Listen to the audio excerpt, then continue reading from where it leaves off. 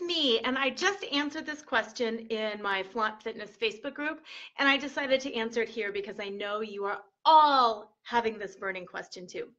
The question was about how to find your transverse abdominal muscle. So here's just in 3 minutes or less what it is and how to find it.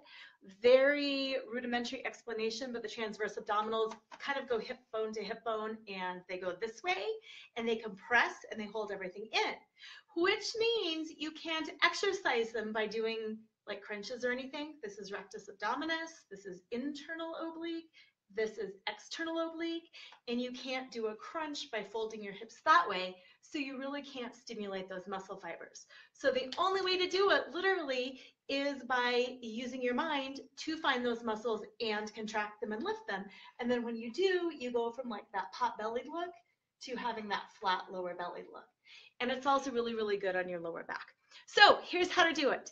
Cough, sneeze, cough, do something like that, just and as you're fake coughing or fake sneezing, feel what those muscles are doing. Feel hip bone to hip bone, those lower transverse abdominals, and feel how they contract in.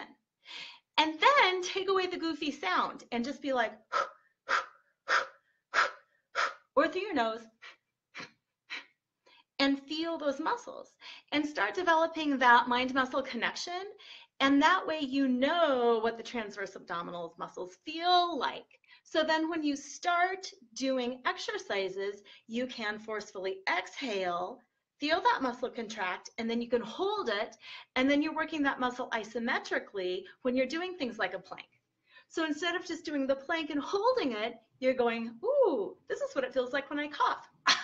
And then you're like, yeah, that's it, and you hold it. Or if you're lifting weights or doing something like that, again, squeeze that muscle. I always pretend to cough or sneeze or breathe and find that muscle and then hold it in.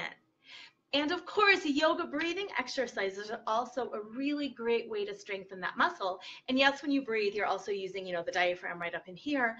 But again, using your mind, drop a little bit lower and go, and squeeze and then hold that muscle in. And as soon as you have developed that mind-muscle connection, that conscious control, then you can incorporate it in anything that you do, and then living life becomes a lower abdominal exercise. And yeah, I even do that in the car. I will like contract and squeeze it in and hold it as I'm driving. So there you go, 3 minutes or less, what the transverse abdominals are and how to